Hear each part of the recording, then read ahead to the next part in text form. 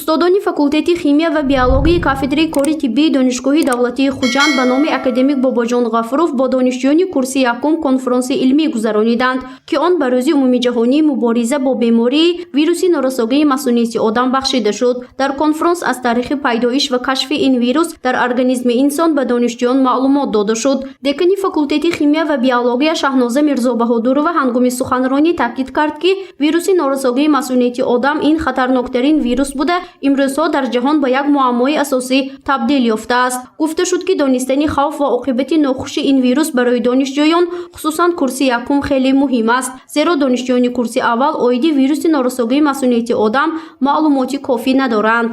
дар бораи хусусиятҳои пайдоишу дар бораи ин хусусиятҳои ин касалӣ умуман дар кори тибби биологӣ дар ихтисоси шумоён дар пуррагӣ меомӯзанд ва дар рӯзҳои наздик ба мо олимони аз ҷумҳурии Ӯзбекистон дар бораи пайдошавии касал дар бораи як лексияи пурра гузаштагӣ буданд. ҳатто омӯзгорон дар рафти конфронс ба донишҷӯён бо истифода аз роликҳои видеоӣ ва слайдҳо хавфи вируси норасогии масъулияти одамро пурра фаҳмониданд, зеро солҳои охир ин вирус хусусан байни ҷавонон зиёд шудааст. Бино ба таҳлилҳои мутахассисон, ҳоло рақамҳои оммории ин вирус байни ҷавонони то 17 сола 3,8%, аз 18 то 29 сола 50% ва байни сокинони аз 30 сола боло 46,6%-ро ташкил медиҳад, ки ин рақам то ҷои ташвишовар арзёбӣ карда мешавад.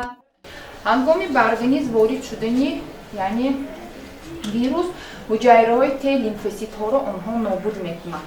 ҳуҷайраҳои Т-лимфоситҳо яъне Т-лимфоситҳо инҳо ҳуҷайраҳои сафеди хун мебошанд, яъне вазифаи инҳо дар организм масъулиятро нигоҳ доштан мебошанд. ин яъне Т-лимфоситҳо дар организми мо аз ғадуди душоха яъне тимис дар онҷо зиёдтар ҳосил мешаванд. ҳангоме ки дар организми мо ҳамин вирус дохил шавад, ҳамин ғадуди душоха функсияи худро иҷро карда наметавонад. омӯзгорону устодони факултет таъкид карданд, ки олимон вируси норасогии масъулияти одамро вабои аср низ унвон карданд, зеро зиёд шудани гирифторони ин вирус байни сокинон, хусусан ҷавонон, ҷаҳонро ба ташвиш овардааст. ҳадафи асосии ташкили конфронси мазкур ҳам бо донишҷӯёни курси аввал ин огоҳ намудани онҳо аз хатар ва хавфи вирус маҳсуб мешавад, зеро ин ҳолат барои пешгирӣ ва коҳиши сироятёбӣ байни ҷавонону наврасон ва ҳам донишҷӯён шуда метавонад. мақсади асосии гузарондани конфронс дар он аст, ки онҳо бояд ба гигиени шахсии худ риоя кунанд, ба қоида қонунҳое ки бештар паҳн шудани ин беморӣ ва мусоидат мекунад огоҳ бошанд. асосан ин беморӣ тавассути сӯзандоруҳо, тавассути он маводҳое ки барои гигиени шахсӣ истифода бурда мешавад мегузарад, мо онҳоро огоҳ карда истодаем.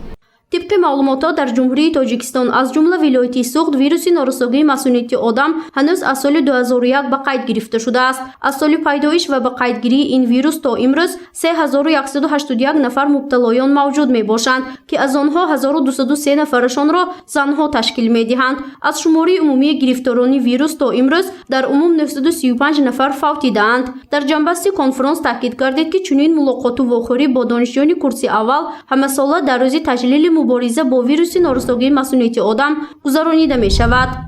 گزارش فرزانه شمسیه و نسیم رحیمов برای برنامه اطلاعاتی خبر.